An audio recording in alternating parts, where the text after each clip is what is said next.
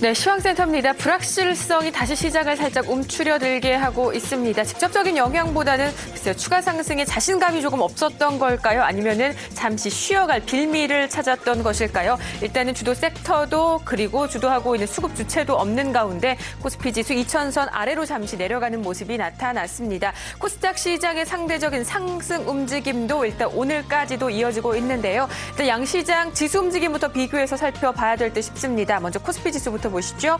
2000포인트 아래에서 출발했었습니다. 1993포인트 부근 추가적인 하단 낮추기보다는 낙폭 축소에 조금 더 집중했었던 모습입니다. 한 두 차례 정도 2000선을 하회했다가 다시 회복했다가 하는 패턴들이 나타났는데요. 현재는 8포인트 정도 여전히 하락권이지만 2000포인트 위로는 올라갑니다. 2001.07포인트에서 코스피 지수 움직이고 있습니다.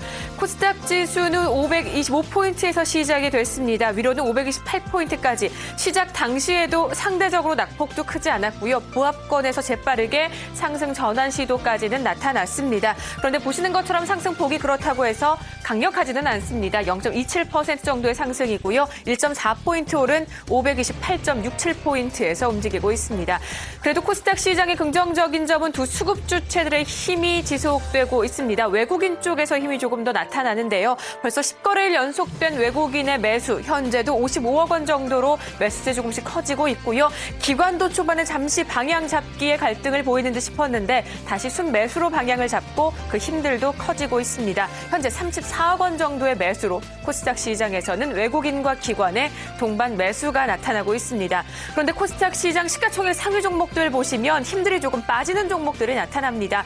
1% 이상의 상승폭을 키워줬던 셀트리온이나 서울반도체 같은 종목들이 하락으로 돌아섰거나 상승폭을 많이 줄어주는 모습을 보이죠. 결국에 이로 인해서 앞서 보셨던 것처럼 코스닥 지수의 상승폭도 일정 수준을 넘지 못하고 있는 것으로 보여지는데요.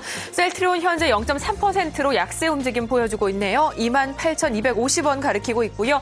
서울반도체도 1% 이상의 초반 상승을 딛고 현재는 강보합권 정도의 수준을 보여주고 있습니다. 28,650원.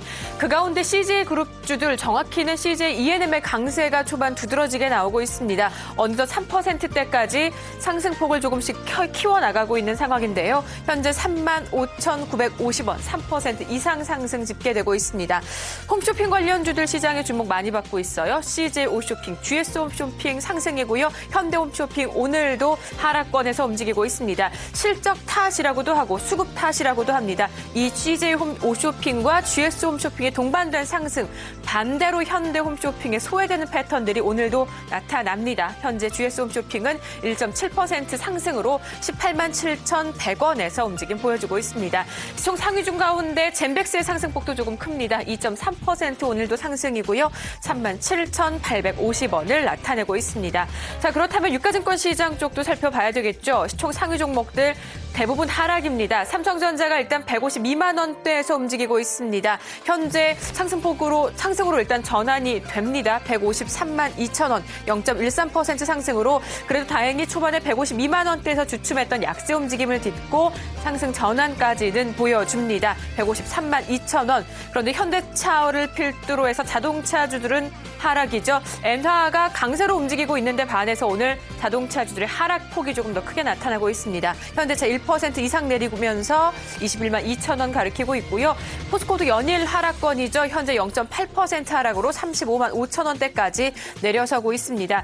유가증권 시장 시총 상위 종목 중에서 상승하고 있는 종목들을 쭉 찾아봤는데 가장 먼저 신한지주와 KTNG 정도가 눈에 띄었습니다. 그런데 이 두 종목도 여전히 상승을 지켜내지 못하고 하락 전환하고 있는 모습이고요. 신한지주는 보합권에서 그리고 20위권 밖에 있는 KTNG 정도도 하락으로 움직이고 있습니다. 0.5% 정도 밀리면서 75,300원을 가리키고 있습니다. 수급에서는 조금 변화가 나타날까요? 일단 유가증권 시장 외국인이 별다른 도움이 안 되고 있습니다. 매도 쪽으로 방향을 잡고 있는데요. 현재 거래소 상황 코스닥 시장과 정반대로 두 수급 주체, 기관과 외국인 나란히 매도 우위로 방향을 잡고 있습니다. 특히 오늘 기관 쪽에서 얼만큼 힘을 지탱해 줄지 여부 상당히 중요하다.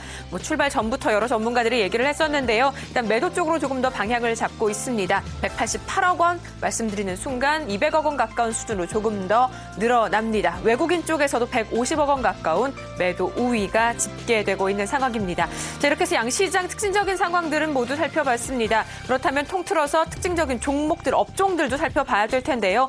일단 앞서 말씀드렸던 것처럼 자동차주들의 하락 눈에 띄시죠. 그리고 전기가스 업종의 상대적인 소폭의 상승도 눈에 띄는 포인트로 보여집니다. 하락 업종에서는 운송장비 업종과 함께 초반 가장 두드러진 하락을 보여주고 있는 것이 보험 업종입니다. 재료는 잠시 후에 말씀드리겠지만 한화생명과 관련된 악재로 인해서 보험주 전체적으로 업종 지수를 내리게 하고 있고요. 금융, 통신, 운송장비, 증권 업종의 하락이 눈에 띄고 있습니다. 이쪽에서는 그래도 의료정밀 업종과 전기가스 업종의 상승, 그리고 종이목재와 음식료 업종이 상대적으로 덜 내린다 정도로 말씀드릴 수 있을 것 같고요.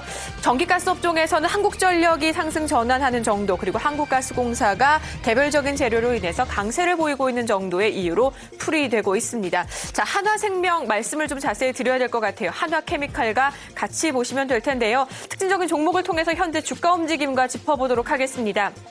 재료는 한화케미칼이 한화생명을 보유하고 있는 지분 일부를 매각한다고 합니다. 운영자금 마련이 목적이고요. 팔게 됨으로 인해서 얻게 되는 자금이 1,159억 원 정도가 됩니다.